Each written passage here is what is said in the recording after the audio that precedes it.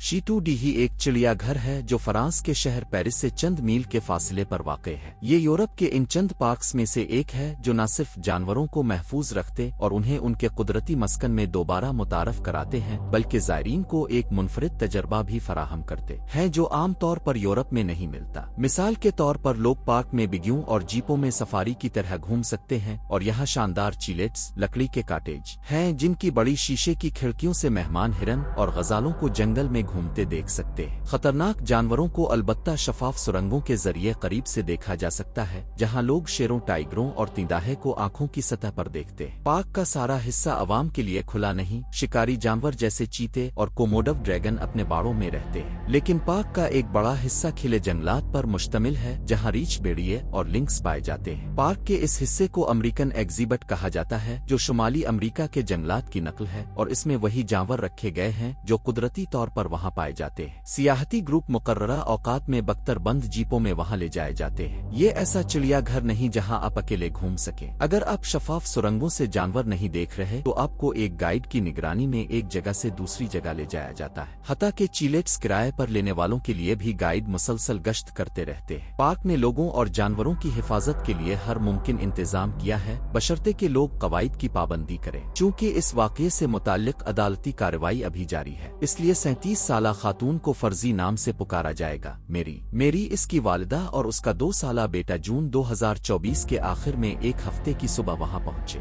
दिन मंसूबे के मुताबिक गुजरा। इसके बेटे को सबसे ज्यादा रेंगने वाले जानवरों का घर पसंद आया और उन्होंने हर वो बाड़ा देखा जिसे सुरंगों की हिफाजत में देखा जा सकता था। उन्होंने चिलेट्स में एक रात का कयाम तो बिक किया था, मगर जीप सफारी टूर नहीं। मुमकिन है मैरी को मालूम न हो कि पार्क में एक ऐसा इलाका भी है जहां जानवर आजाद घूमते हैं। हालांकि ये अजीब बात है, क्योंकि उन्होंने खास तौर पर दरख्वास्त की थी कि उनका चिलेट अमेरिकन एग्जिबिट के अंदर हो ताकि वो खिड़की से रीछ भेड़िए देख सके। शायद मेरी ने समझा हो कि रास्ते इंसानों के लिए भी हैं जैसे जीपों के लिए होते हैं। अगली सुबह इसने एक अजीब फैसला किया। अच्छी नींद के बाद और खिड़की से एक सफेद कुतबी भेड़िया और 2 लिंक्स देखने के बाद उनके लिए जीप तय थी जो उन्हें पार्क से बाहर ले जाती। मगर मेरी ने सोचा कि इतने खूबसूरत कुदरती माहौल में लंबी दौड़ लगाने का मौका जाया नहीं करना चाहिए। अपने बेटे को मां के पास छोड़कर वो रनिंग शॉर्ट्स में निकल पड़ी और दौड़ते दौड़ते इस मकाम तक पहुंच गई जहां चौड़ी सड़क एक पतले रास्ते में बदल गई। वाज़े तौर पर पैदल चलने वालों के लिए नहीं, बल्कि अमले के लिए। रेंजर्स कभी कभार उन मिट्टी के रास्तों पर चलते थे, मगर ये सिर्फ मुसल्ला अमले के लिए थे, जैसा कि रास्ते में लगे दर्जन भर साइन बोर्ड बता रहे थे। मगर शायद दरख्तों में खोई हुई और सांस काबू में रखने की कोशिश में मेरी ने उन निशानात पर ध्यान न दिया। वो दरख्तों के अंदर दौड़ती रही और अचानक तकरीबन एक बालिग रीछ से टकरा गई। वो रुक गई, दिल जोर जोर से धड़क रहा था। रीछ भी इतना ही हैरान था जितना वो। मेरी आहिस्ता आहिस्ता पीछे हटने लगी, नजरें रीछ से हटाए बगैर। मगर इसे मालूम न था कि इसके पीछे एक मादा कुतबी भेड़िया पहले ही कई गज से इसका पीछा कर रही थी। वो अकेली नहीं थी, दरख्तों में इसका साथी और तकरीबन बालिग बच्चा भी मौजूद थे। वो मौके के इंतजार में थे। इंसान उनका कुदरती शिकार नहीं, इसलिए वो सीधा हमला नहीं करना चाहते थे। मगर जैसे ही मेरी रुक गई, उनकी हिचकिचाहट खत्म हो गई। मादा भेड़िया पीछे से लपकी और उसके टखने में दांत गाड़ दिए। मेरी ने चीख मारी और आजाद पांव से इसे लात मारने की कोशिश की, मगर वो ना हटी। इसी लम्हे बाकी 2 भेड़िए भी झपटे। उनके सफेद जिस्मों की बर्क रफ्तारी देखकर सामने वाला रीछ भी भाग गया। वो इस शिकार में शामिल नहीं होना चाहता था। नर भेड़िया इसकी पीठ पर आन गिरा